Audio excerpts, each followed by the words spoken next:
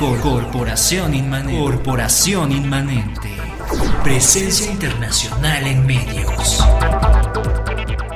Hola, ¿qué tal? ¿Cómo estamos? Ya estamos en charla con mujeres. Es que estamos charlando muy rico con Elsa. A ver, oye Elsa, luego te cambio los apellidos. Herrera Bautista. Sí, Cirilo, así es. Elsa Herrera Bautista, ella es del área de incidencia, ¿sí? De Fundación Juconi, pero además han creado toda una alianza que que me gustaría que nos compartieras qué es esta alianza, porque además el próximo martes hay un foro muy importante para el Estado de Puebla.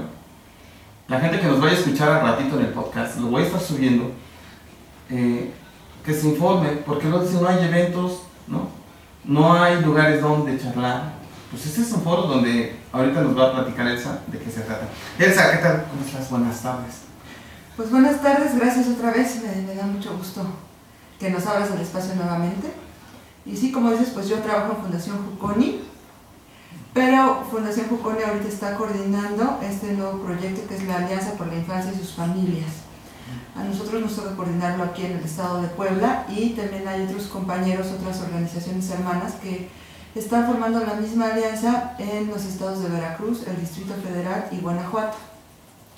La idea con esta alianza pues, es formar un vínculo muy sólido entre academia y organizaciones civiles que están interesadas o que trabajan directamente con temas de violencia familiar, pobreza y exclusión. Tú sabes que estos problemas son realmente lastres en nuestra sociedad y realmente prevenirlos o erradicarlos es una condición indispensable para lograr el desarrollo. Entonces, pues por eso desde Juconi y con varias organizaciones aquí en el estado de Puebla, pues estamos impulsando este proyecto que tiene básicamente la finalidad de vincular el tratamiento y la prevención de la violencia familiar cuando tratamos problemas que están asociados a la pobreza y la exclusión. Estos problemas son múltiples, ¿no? Realmente hay muchos estudios alrededor del mundo que enseñan que, por ejemplo, la violencia familiar cuando se vincula con pobreza, pues genera problemas de adicción, genera conducta antisocial, genera embarazo precoz, genera pues una larga cadena de problemas sociales en los que realmente tratarlos es un gasto, ¿no? Cuando se pueden prevenir y eso sería una inversión que de alguna forma pues ofrecería garantías para no solamente para un mejor futuro como a veces queremos pensar, sino para ir remediando la sociedad que tenemos desde ahorita. Sí. Elsa, fíjate que marcas con muchos elementos. La relación de la pobreza con la violencia, la relación de la pobreza, también con situaciones de salud, y a veces en las políticas públicas pues pueden tener la mejor intención del mundo, ¿no? Pero, por ejemplo, una vez una de mis amigas me da un caso de políticas públicas. Decían, bueno, por ejemplo, dicen cómo mejorar la condición de una población.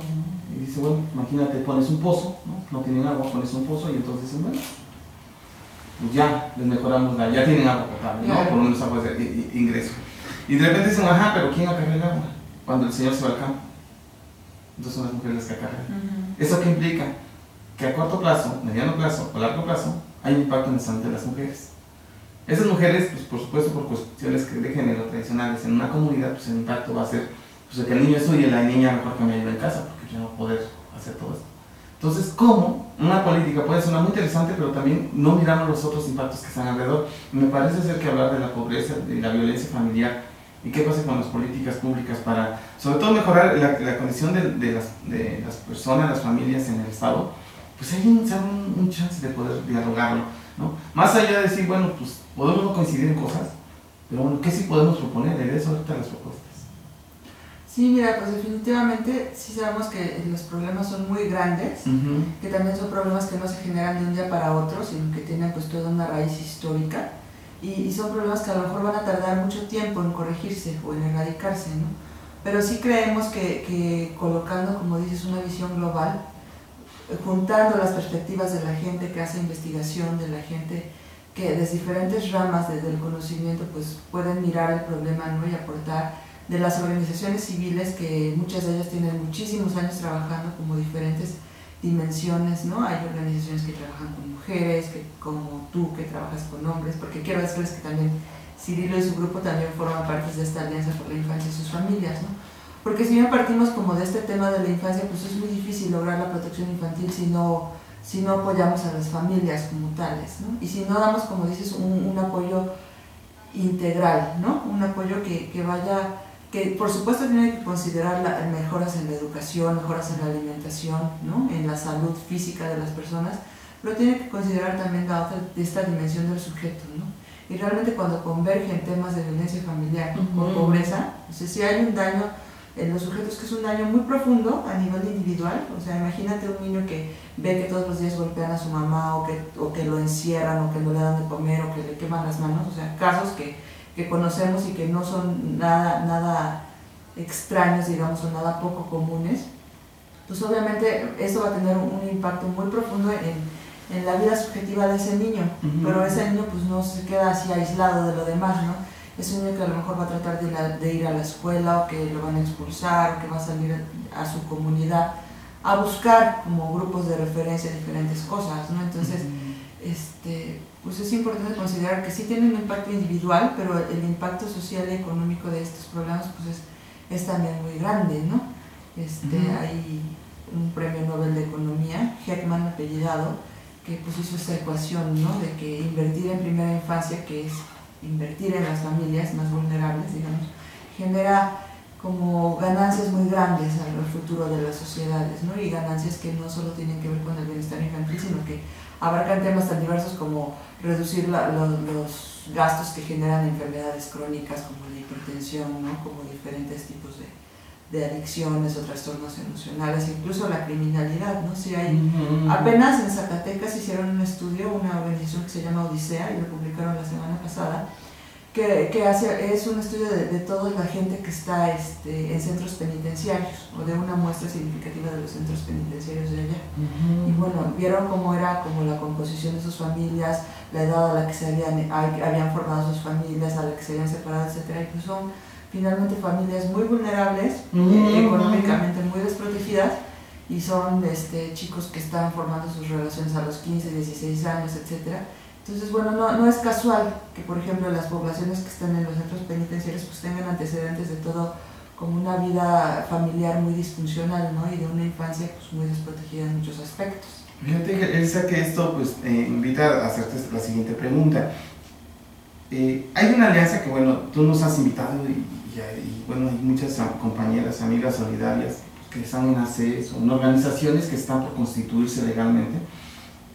Y algo muy importante pues es eso, ¿no? Cómo sumarnos a esos esfuerzos que ellos desde Juconi nos convocan y que nos vamos sumando bajo un rollo muy igualitario, ¿verdad? Así lo siento, pues. Todos estos puntos, todos esos elementos que tú nos comentas, tienen que ver con la sociedad civil. Entonces, ¿qué asociaciones, qué organizaciones que les interese el tema para sumarnos? Pues aquí sumamos todos, pues, y todos y todas ganamos. Pueden empezar a pedir informes sobre la alianza para que lleguen al foro, y que lleguen al foro, por supuesto. Pues finalmente yo creo que cualquier organización que trabaje en un tema que se cruce de una manera o de otra con la violencia familiar o con la pobreza, te digo, o sea, no necesariamente tenemos que estar viendo a las víctimas o a los agresores, pero a lo mejor estamos trabajando, no sé, temas de discapacidad o violencia en las escuelas, migración también es un tema que atraviesa por la violencia familiar, ¿no? La trata de personas misma.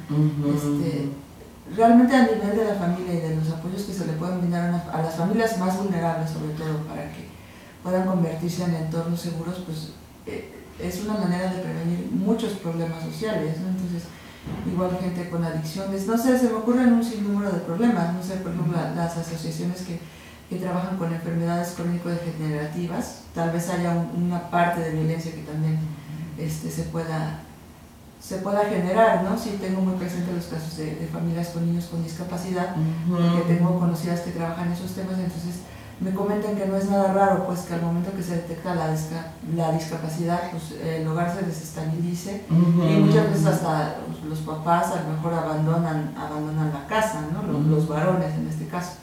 Entonces, bueno, sabemos que la gente con discapacidad pues también es sujeta de muchas formas de violencia.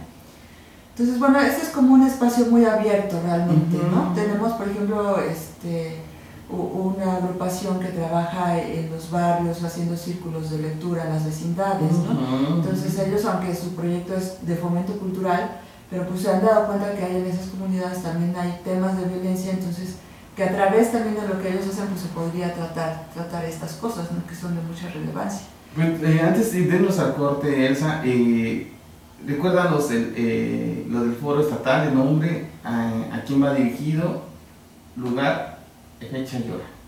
Mira, va a ser el foro este martes 27 de agosto. Vamos a empezar a registrar a la gente desde las 8 de la mañana. Sí, queremos empezar muy puntualmente a las 9.